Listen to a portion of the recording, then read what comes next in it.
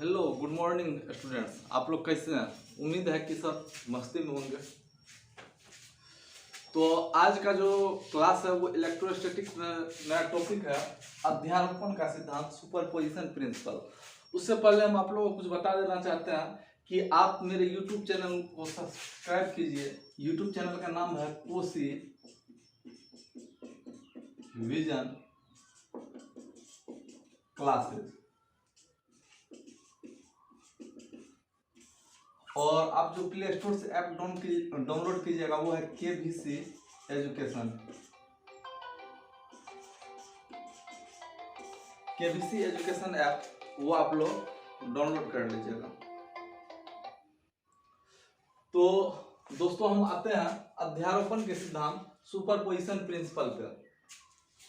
तो superposition principle, अध्यारोपण का सिद्धांत क्या है? तो आप लोग को जो सबसे पहले बेसिक बात जानना है कि फिजिक्स में कहीं भी अध्यारोपण रहे तो उसका मतलब समझ जाना है कि जिस भी चीज का अध्यारोपण है तो उस चीज का टोटल सम होगा। अब इसको ऐसे समझिए कि सपोज कीजिए ये कई आवेशों का अध्यारोपण का सिद्धांत है, इलेक्ट्रोस्टैटिक्स में हम लोग पढ़ रहे हैं। सपोज कीजिए कि कोई जेब कतरा आपका जो है पर्स निकाल के भाग रहा, पर्स चोरी करके क्या कर रहा, भाग रहा। अचानक आपने उसको देख लिया तो आप क्या कीजिएगा? आप उसके पीछे दौड़िएगा, पब्लिक भी दौड़ेगी। अब कई आदमी मिलके इस जेब कतरा को क्या कर रहा है, लात जूता घुसा और मुक्का मार रहा, लात जूता घुसा और मुक्का मार रहा।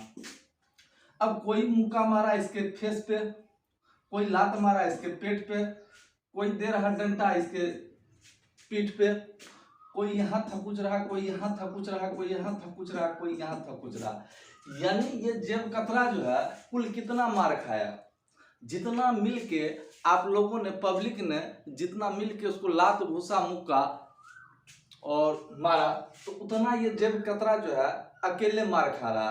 तो जेब कतरा के द्वारा खाया गया कुल मार, जेब कतरा के द्वारा खाया गया कुल मार आप लोगों के द्वारा मारे गए लात घुसा मुक्का के योग के बराबर है। बस यही चीज है अध्यारोपण का सिद्धांत।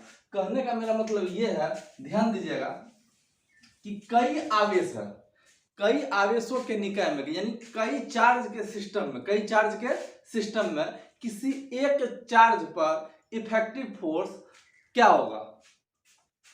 तो इसको हम अध्यारोपण के सिद्धांत के द्वारा जानेंगे। तो देखिए, कई आवेशों के निकाय में किसी एक आवेश पर क्रियाशील परिणामी बल अन्य आवेशों द्वारा उस आवेश पर क्रियाशील बल के सदिश योग के बराबर होता है। या आप ऐसे कर सकते हैं कि कई चार्ज के सिस्टम में किसी एक चार्ज पर इफेक्टेड रिजल्टेंट फोर्स क्या होगा कि जितना टोटल चार्ज मिलके उस चार्ज पे फोर्स लगाएगा उसका वेक्टर सम होगा। उसका क्या होगा? वेक्टर सम होगा। यानी यहां पे देखिए कि एक आवेश है, मान लेते एक आवेश क्या है, Q है। इस पे जो है Q1 फोर्स लगा रहा, Q2 फोर्स लगा रहा, या मान लेते इसको Q1, इस पे कौन फोर्स लगा रहा है, Q2 लगा रहा है, इस पे Q3 लगा रहा, इस पे फोर्स क्या लगा रहा, डैश डैश, बहुत सारा चार्ज है, और ये आपका Q1 है। तो Q2 जो Q1 पे फोर्स लगाएगा, इस फोर्स का नाम रहेगा वेक्टर F12। क्या रहेगा? Vector F12। Q3 जो Q1 पे फोर्स लगाएगा, इसका नाम क्या होगा? Vector F13। Qn जो इस पे फोर्स लगाएगा, इसका नाम क्या होगा? Vector F1n। और इसके बीच में बहुत सारा चार्ज है। तो यहाँ पे ध्यान दीजिएगा, कई आवेशों के निकाय में, कई चार्ज के सिस्टम में किसी एक आवेश पर क्रियाशील परिणामी बल यानी रिजल्टेंट फोर्स क्या होगा? तो उन आवेशों द्वारा इस आवेश पर आरोपित बल के सदिश योग के बराबर होगा, यानी वेक्टर सम के बराबर होगा। कहने का मतलब यह है कि इस पे जो फोर्स लगेगा वेक्टर F1, ये क्या हो जाएगा? Vector F12 plus vector F13 plus dash dash dash plus vector F1n के सदिश योग के बराबर होगा। यही आपका अध्यारोपण का सिद्धांत है। यहाँ पे आप जानते हैं कि F बराबर क्या होता है? F बराबर लिखेंगे 1/4 Q1 Q2 bye R square, और उसका आप क्या कर दीजिएगा? टोटल का सम कर दीजिएगा। तो आपको समझ में आ गया अध्यारोपण का सिद्धांत क्या है।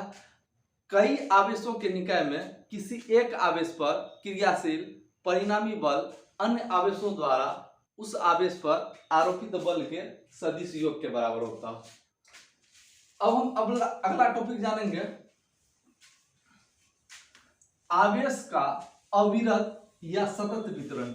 आवेश का अविरत या सतत वितरण।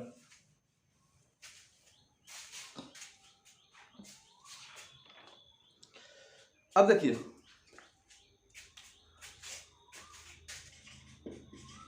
आवेश का अविरत या आप इसको कह सकते हैं सतत, जिसका मतलब होता है लगातार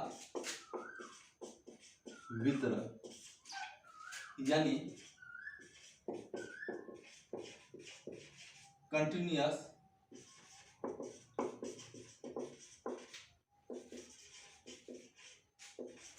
डिस्ट्रीब्यूशन ऑफ चार्ज।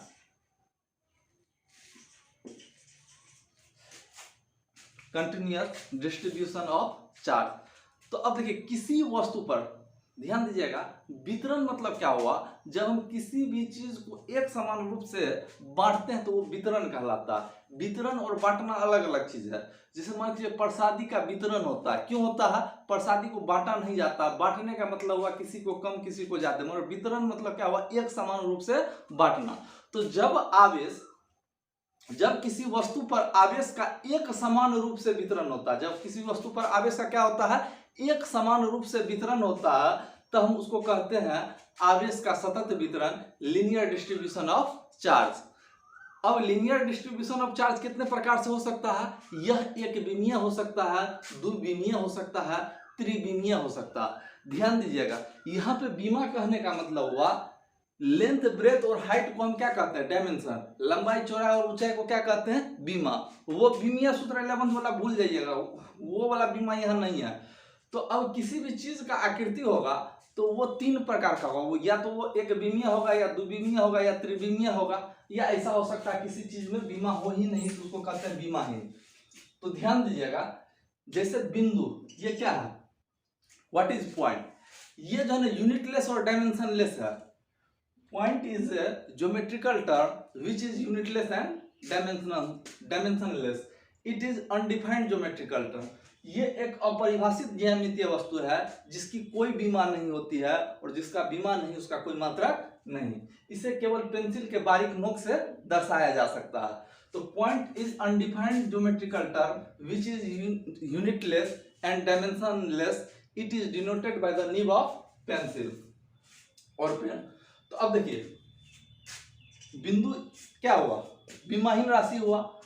अब जिसमें केवल लंबाई हो या चौड़ाई हो या मोटाई हो, जिसमें केवल या तो लंबाई हो या चौड़ाई हो या मोटाई हो, तीनों में से कोई एक चीज हो, तो उसको हम क्या कहते हैं? एक विमीय। या आप जनरली कह सकते हैं एक विमीय में लंबाई होता है, इसको लेंथ कहेंगे। इसको ऐसे कर दीजिए तो यही क्या हो गया? चौड़ाई हो गया। नीचे से देखेंगे तो ऊंचाई, ऊपर से देखेंगे गहराई, बात तो बराबर है।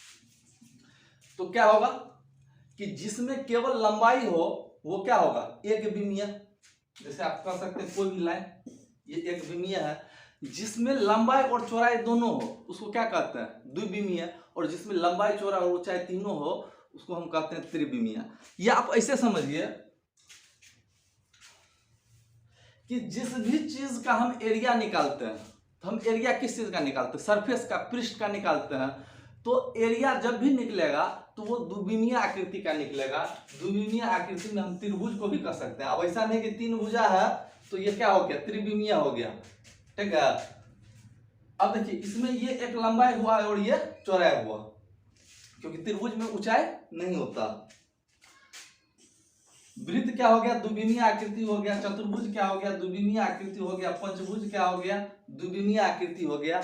और जिस भी चीज का हम क्या निकालते हैं? वॉल्यूम निकालते हैं, आयतन निकालते हैं, वो त्रिविमीय होता है। ठीक है। जैसे आपका घन, घनाभ, गोला, बेंच, डेस्क, टेबल, कुर्सी, हाथी, घोड़ा, सब क्या हो गया? त्रिविमीय हो गया। तो अब क्या जाने? आवेश का अविरत या सतत वितरण। जब आवेश को हम किसी वस्तु पर एक समान रूप से वितरित करते हैं तो इसको हम क्या कहते हैं? आवेश का अविरत या सतत वितरण। ये कितने प्रकार का हो सकता है? तीन प्रकार का। एक विमीय, द्विविमीय और त्रिविमीय। तो एक विमीय आवेश के वितरण को हम लोग क्या कहते हैं? रेखीय आवेश घनत्व। क्या कहते हैं? रेखीय आवेश घनत्व। इसमें आइए, रेखीय आवेश घनत्व,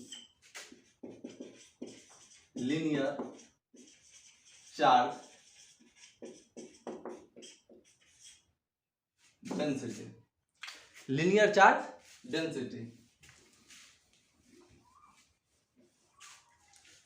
या इसको शॉर्ट में कर सकते हैं आप LCD। अब देखिए, रेखीय आवेश घनत्व, लीनियर चार्ज डेंसिटी किसको कहेंगे? तो जब आवेश का वितरण एक रेखा के अनुदिश होता है, जब आवेश का वितरण क्या होता है? एक रेखा के अनुदिश होता है, तो प्रति एकांक लंबाई पर आवेश की मात्रा को आवेश का रेखीय घनत्व कहते हैं। आवेश का क्या कहते हैं? रेखीय घनत्व कहते हैं। आवेश के रेखीय घनत्व को लैम्डा से सूचित करते हैं। लैम्डा बराबर क्या होगा? Q by L। लैम्डा बराबर क्या होगा? Q by L। यहां पे ध्यान दीजिएगा, जब आवेश का वितरण क्या कहां हो? किसी वस्तु के एकांक लंबाई पर। एकांक लंबाई मतलब क्या हुआ? 1 बाय L। तो जब आवेश का वितरण किसी, या आप कह सकते हैं कि एकांक लंबाई पे आवेश के वितरण को आवेश का रेखीय घनत्व कहते हैं। एकांक लंबाई पर आवेश के वितरण को आवेश का क्या कहते हैं? रेखीय घनत्व कहते हैं। अब इसका SI मात्रक क्या होगा? चार्ज का कूलम, लंबाई का मीटर, कूलम प्रति मीटर। फिर अगला पॉइंट आया, इसका विमीय सूत्र क्या होगा? आवेश का क्या होता है? IT या AT, L⁻⁻1 TA। अब यहां पे अगला पॉइंट आता, आवेश का पृष्ठ घनत्व, सरफेस चार्ज डेंसिटी। आवेश का पृष्ठ घनत्व, सरफेस चार्ज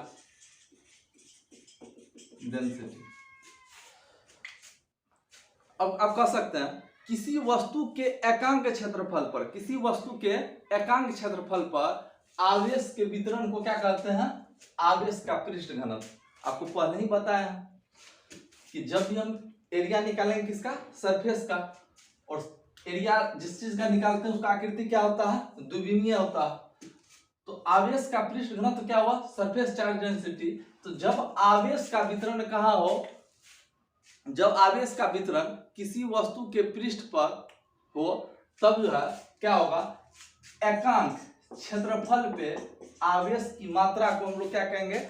आवेश का पृष्ठ घनत्व, सरफेस चार्ज डेंसिटी। इसको हम लोग कौन चीज सूचित करते हैं? सिग्मा से, छोटी सिग्मा। यानी सिग्मा बराबर क्या हो जाएगा? Q by, sigma equal to क्या हो जाएगा? Q by. इसका SI यूनिट क्या होगा? चार्ज का क्या होता है? कूलम। एरिया का क्या होगा? Metre square. यानी आप कह सकते हैं कूलम प्रति मीटर स्क्वायर। इसका विमीय सूत्र क्या हो जाएगा? L⁻⁻2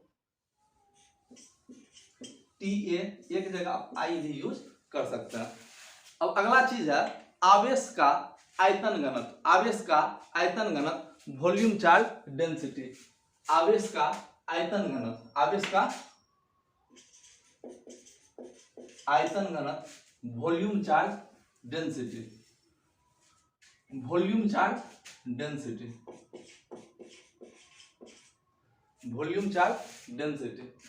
तो जब आवेश का वितरण किसी वस्तु पर होता है, जब आवेश का वितरण किसी वस्तु पे होता है, तो ये कैसे वस्तु पे होगा? त्रिविमीय वस्तु पे। कैसे वस्तु पे होगा? त्रिविमीय वस्तु पे। तब प्रति एकांक आयतन में आवेश की मात्रा को क्या कहेंगे? आवेश का आयतन घनत्व, जिसको हम लोग कौन चीज सूचित करते हैं? रो से। जिसको हम लोग कौन चीज सूचित करते हैं? रो से। तो रो इक्वल टू क्या हो जाएगा? Q by V। Rho equal to क्या हो जाएगा? Q by V। इसका SI यूनिट क्या हो जाएगा? चार्ज का कूलम, वॉल्यूम का मीटर क्यूब, यानी इसका कूलम प्रति मीटर क्यूब, और इसका आपको विमीय सूत्र हो जाएगा L⁻³ T A। तो आज के क्लास में हम आप लोग को क्या बताएं, अध्यारोपण का सिद्धांत और आवेश का अविरत और सतत वितरण। तो आज के क्लास यहीं तक रहने देते हैं। तो जो भी स्टूडेंट हैं वो YouTube चैनल को लाइक कीजिएगा, सब्सक्राइब कीजिएगा और इसको शेयर कीजिएगा। Thank you.